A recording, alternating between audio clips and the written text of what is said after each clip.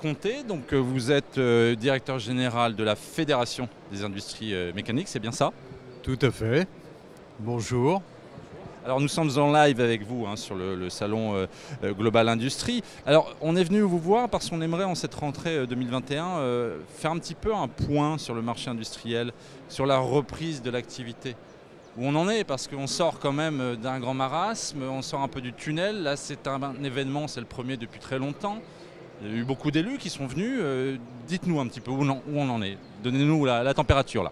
Alors écoutez, l'environnement économique s'est nettement amélioré au premier semestre 2021. L'activité reste bien orientée à la fois dans l'industrie, dans le bâtiment, dans les services. On va dire que l'activité mécanicienne a cru depuis le début 2021 de 19,3%, ce qui est un chiffre extrêmement important pour nous, sachant qu'on a connu une méconvenue bien sûr en 2020. D'après l'enquête mensuelle de conjoncture que fait la Fédération auprès des secteurs clients, la plupart des secteurs clients se portent bien, mieux en tout cas. Par exemple, la construction mécanique, le bâtiment, l'industrie agroalimentaire sont plutôt dans une situation de progression sensible. On a un secteur comme l'automobile par exemple qui reste plutôt relativement stable mais quand même mieux que l'année passée. On va dire que parmi tous les secteurs clients des industries mécaniques, c'est essentiellement l'aéronautique qui reste encore dans une situation vraiment faible, en sachant que d'après les informations qu'on a, on espère que tout ça va se corriger relativement rapidement.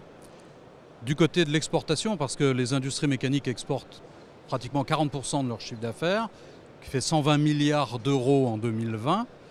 On va dire que les exportations ont progressé de 18,7% au cours des 5 premiers mois de 2021, avec, je dirais, une hausse importante du côté des marchés européens, avec l'Allemagne en particulier, qui reste notre premier client et qui a progressé de plus de 20% en 2021.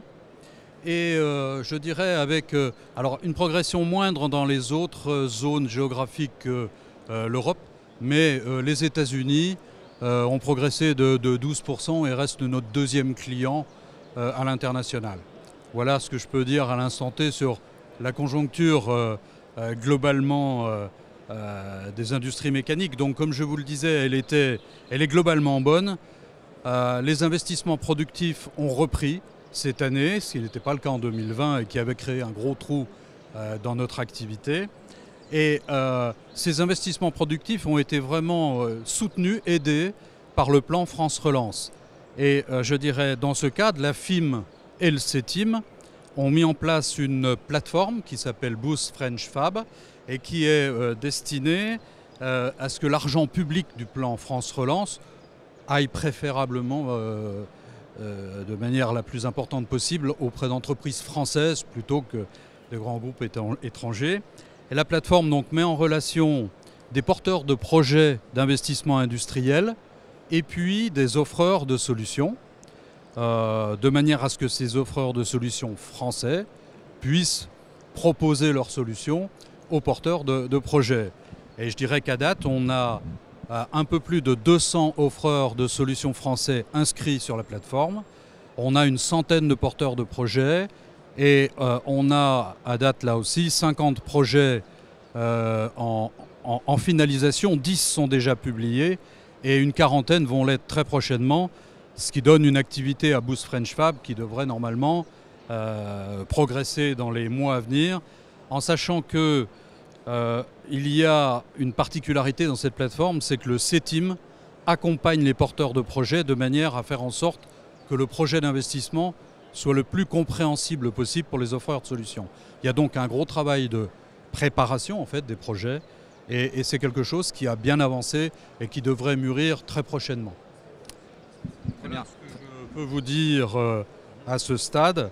Alors, on a dit que l'activité reprenait bien, une ombre au tableau, et là dont on ne sait pas trop mesurer à l'instant T les conséquences, c'est la pénurie de matières premières et la hausse des prix de matières premières qui est quand même extrêmement significative et qui pose de gros problèmes de livraison aux entreprises mécaniciennes. Tous les témoignages que j'ai reçus, en particulier sur le salon, c'est que finalement les carnets de commandes sont pleins, mais des chefs d'entreprise nous disaient, mais vous savez, on reçoit des bons de commande, on a un carnet de commandes vraiment très plein, sauf que un jour il nous manque du métal, le lendemain il nous manque des composants électroniques, après il nous manque du bois, il nous manque des emballages, il y a toujours quelque chose qui manque pour arriver à livrer de manière sereine, je dirais, tous les produits qu'on nous a commandés.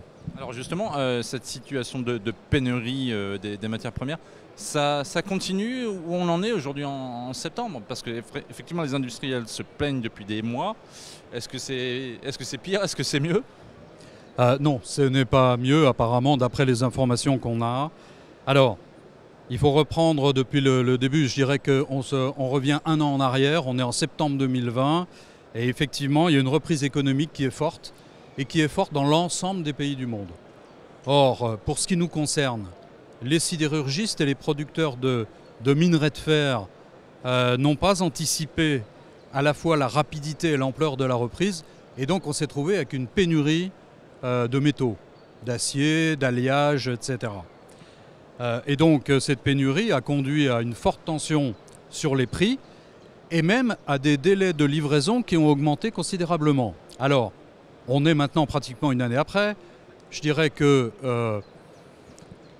la pénurie se résout pour tous les métaux, les alliages, les aciers de grande consommation. On reste encore avec des alliages particuliers qui subissent des délais qui peuvent aller jusqu'à 40 semaines. On est presque sur une année de délai. Et par contre, ce sont sur des alliages très particuliers et avec des volumes relativement faibles. Donc globalement, on va dire que, bon mois, mauvais mois, les entreprises arrivent à trouver du métal désormais, plus facilement que c'était le cas encore avant les congés d'été de 2021. Par contre, les prix sont encore très élevés. On a des aciers qui sont entre 100 et 150% plus chers qu'ils n'étaient en 2019, on va dire, avant la crise Covid. Et donc, on va dire, les mécaniciens sont en fait des entreprises qui sont entre le marteau et l'enclume.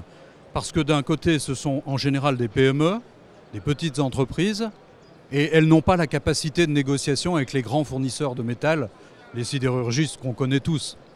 Et donc, les sidérurgistes disent, bah, écoutez, voilà, c'est tel délai, à tel prix, à prendre ou à laisser. Et puis d'un autre côté, nos entreprises mécaniciennes ont affaire à des clients, des secteurs clients qui parfois et bien souvent, malheureusement trop souvent, ne veulent pas comprendre la situation économique et donc, ma foi, pratiquent des pénalités de retard parce que les entreprises mécaniciennes ne sont pas capables, bien évidemment, parce qu'elles ne trouvent pas de métal, elles ne sont pas capables de livrer les produits commandés. Et donc c'est vraiment une situation de double peine en fait pour ces entreprises, et je dirais même triple peine parce que quelque part la grande tendance du moment c'est de faire en sorte que les aciers ne sont plus payés à la livraison, mais sont payés à la commande. Donc ce qui crée des problèmes de trésorerie, avec des délais très longs. Donc vous imaginez, obligé de sortir de l'argent pour obtenir la matière première dont on a besoin pour produire les équipements, c'est vraiment difficile. Quels sont justement dans la mécanique les segments les plus touchés ou les produits les plus touchés par cette pénurie? Alors, le secteur des industries mécaniques le plus touché, c'est de loin la sous-traitance, puisqu'en fait on a 4 secteurs dans les industries mécaniques. On a la sous-traitance, donc qui consiste à produire des pièces en métal sur carnet de commande client. On a un secteur de fabrication de composants où là, on intègre, les entreprises intègrent de nombreux composants avec de l'électronique, etc.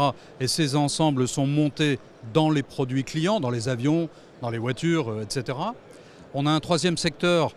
Les industries mécaniques fournissent en fait l'ensemble des équipements de production pour tous les secteurs industriels de l'automobile, enfin tous les moyens de transport, la chimie, la santé, l'énergie, l'agroalimentaire, etc. Et puis enfin, un quatrième secteur, c'est un secteur B2C.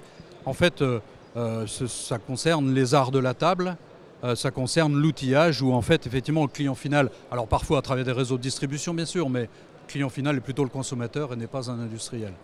Et donc, de tous ces 4 secteurs, celui qui est le plus concerné par la problématique de pénurie, c'est le secteur de la sous-traitance, mais néanmoins, des fabricants d'équipements ou des fabricants de composants ont quand même des difficultés pour s'approvisionner en métal.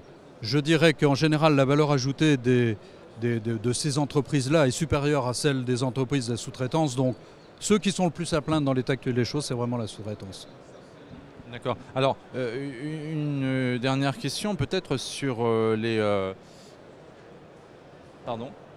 sur les changements.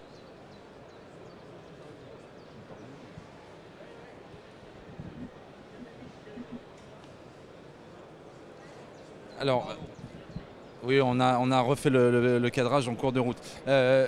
On a eu cette période sombre, cette période difficile. Vous avez quand même opéré des changements justement dans le secteur. Est-ce qu'il y a eu des bouleversements? Est-ce qu'on travaille différemment? Est-ce qu'on produit différemment? Est-ce que c'est aussi une opportunité de changer les choses peut-être ou pas?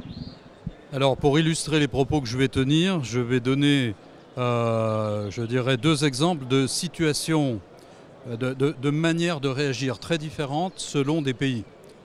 On a la Chine qui subit la problématique de la pénurie et des hausses de prix de même manière que les autres pays dans le monde.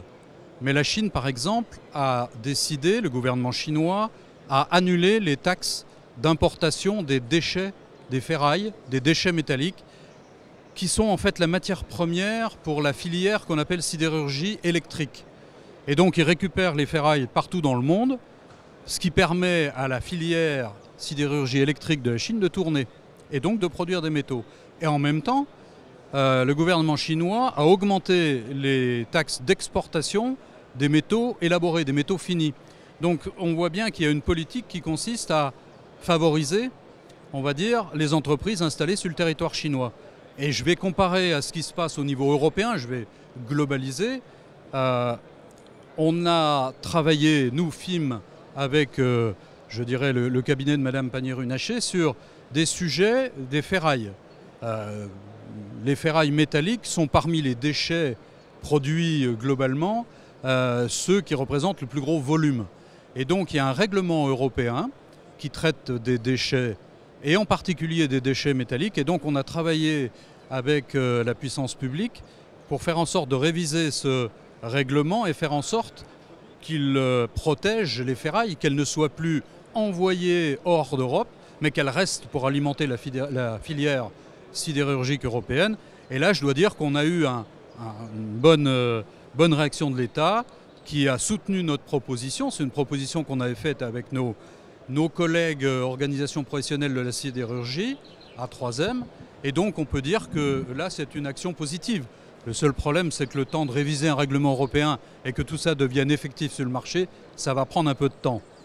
Autre problème, depuis 2017 et depuis que le président des États-Unis, Donald Trump, avait, je dirais, instauré des droits de douane très importants pour l'entrée des aciers chinois aux États-Unis, la réaction, c'est que les Chinois ont essayé de vendre leurs aciers qu'ils ne pouvaient plus vendre aux États-Unis, essayer de le vendre en Europe.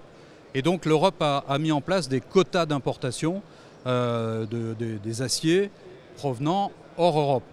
Ce règlement, c'était en 2017 et le règlement a été révisé au mois de juin 2021. On a demandé à ce que ce règlement, qui limite finalement la quantité d'acier qu'on pouvait importer, soit supprimé. Or là, on n'a pas été entendu. Le gouvernement a écouté la filière sidérurgique qui, bien évidemment, voulait rester protégée, même si il y avait des pénuries pour les secteurs aval comme le bâtiment et la mécanique. Et là, on n'a pas été entendu. Donc, on reste avec des quotas d'importation, alors que globalement, on est très déficitaire au niveau des quantités disponibles sur le marché pour les entreprises mécaniciennes et en particulier françaises. D'accord, très bien. Merci Philippe Conté pour cet éclairage assez fulgurant, je dois dire, de la situation des industries mécaniques, quoi. Voilà. Voilà. Merci beaucoup. Merci.